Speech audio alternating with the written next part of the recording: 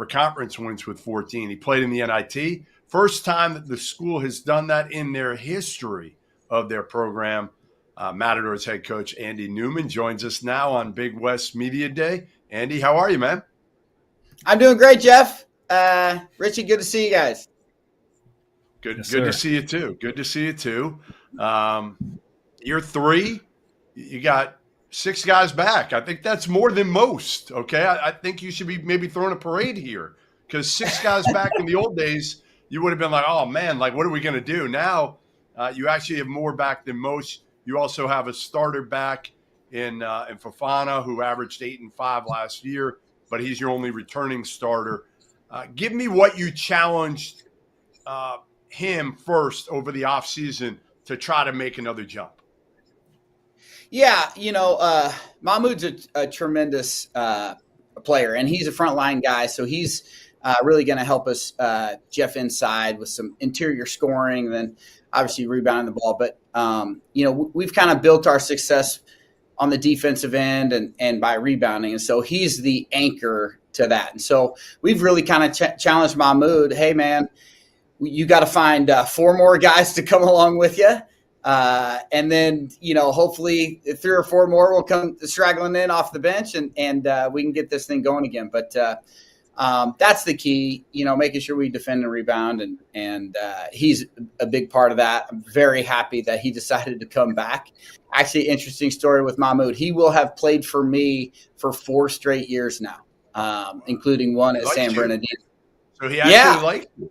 We found No, listen, I didn't have a whole lot of NIL money to offer him, but my 11 and 12-year-old's love and affection was obviously enough to get him to come back, which is great.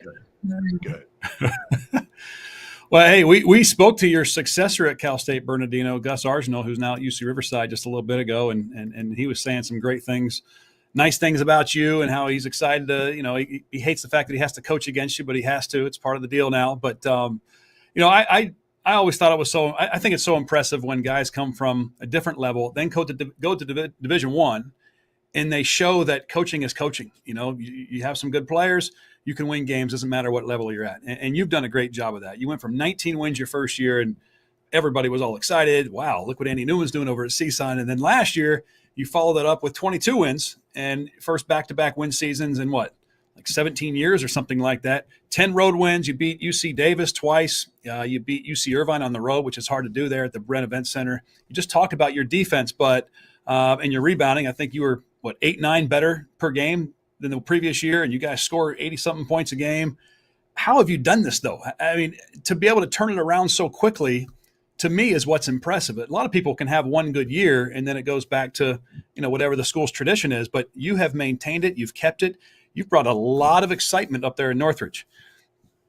Well, it's really nice of you to say, Rich. I should probably hire you as my agent moving forward on this thing. It's great. But nice of you to say. And again, I don't think it's much different than a lot of, organizations. It's about the people that you surround yourself with, and we've been very fortunate to recruit some really good players who have kind of bought into our vision of playing fast, defending, rebounding. And at the end of the day, you kind of said it. It's, coaching is coaching.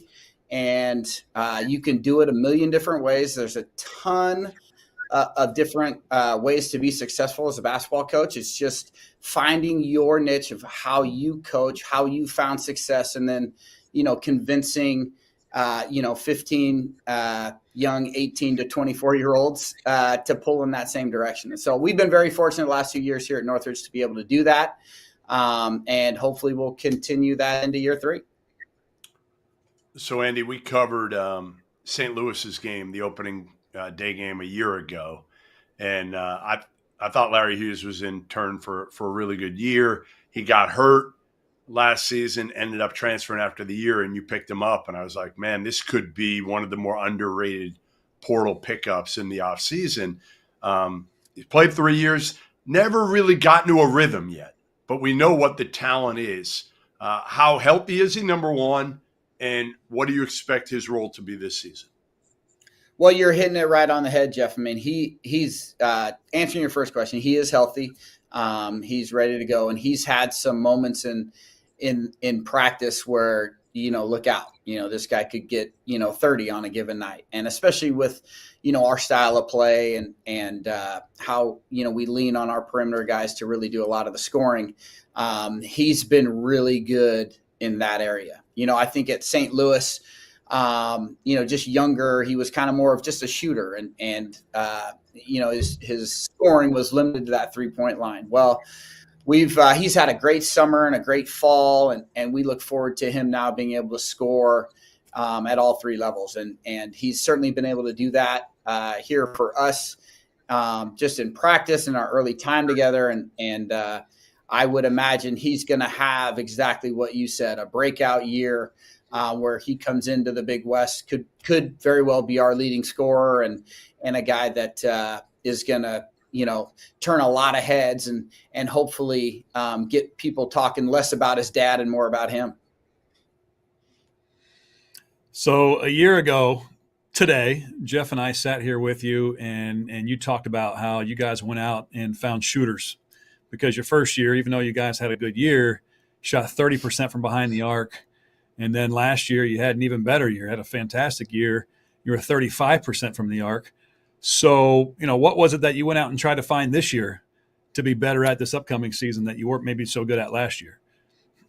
Well, that's a good question. I do think we're hoping to keep that trend going and hopefully shoot somewhere close to the 39-40% from three. So we went out and got some guys to replace the scoring that we lost, and those guys can really shoot it. And so we did that. We really, it's funny, Richie, we took the blueprint of last year's team and we really tried to replace everybody on it. And so we went out and got a point guard, Josiah Davis, very, very similar to PJ Fuller from last year. Athletic, can really push it in transitions, got great size. We talked about Larry already, a shooter at the two who can really score.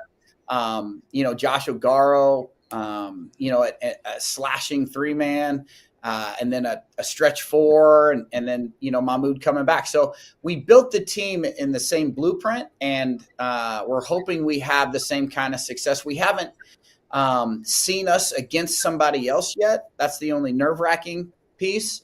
But I think we went out, Richie, with the same exact model as to what brought us success last year and built our team the same way. Okay. That's good. True or false that you are a chips and salsa connoisseur? Oh, listen, absolutely true.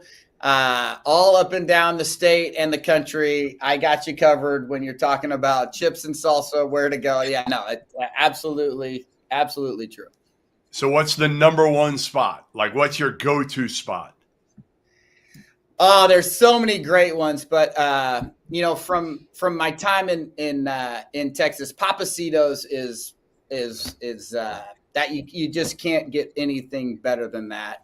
But Las Fuentes around the Northridge area is not too shabby either. So, and then Sharky's, I actually just left there, so I'd be remiss to say their chips and salsa in case they aren't just as good.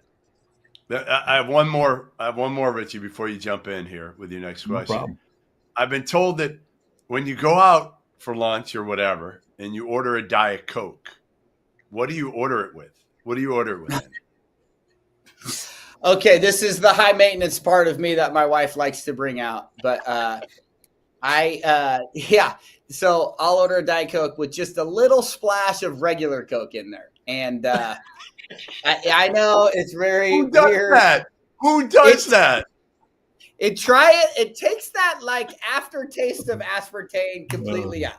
And been doing that now for 10, 15 years. I've been trying to get all the way to where I can go 100% Diet Coke, but I just can't quite get over the edge and get all the way.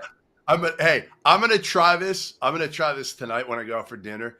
And my guess is the waitress is going to look at me and just walk away. Away.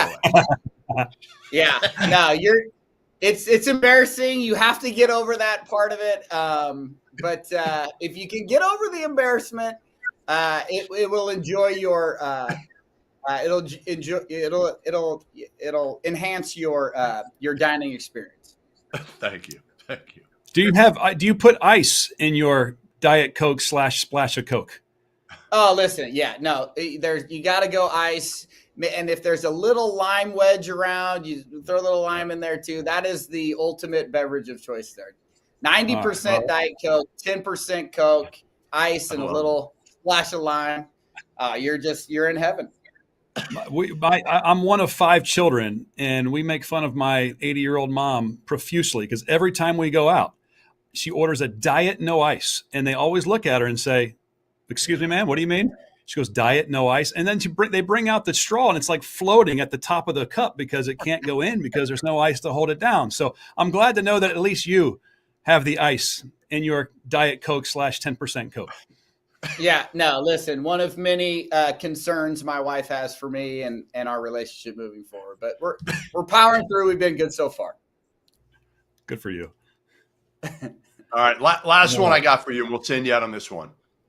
If you guys are to win the league this year, give me the one thing that has to happen.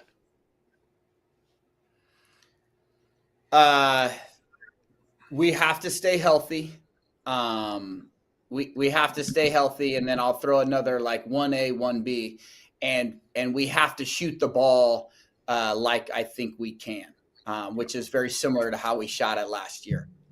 But we got to stay healthy, and we got to shoot the ball from the perimeter well. All right, there you have him, the guy that drinks Diet Coke like no other. Andy Newman, CSUN, great getting a chance to catch up, man. Good luck this season, and we'll talk to you soon. Guys, you're the best. Appreciate you guys having me. You got it.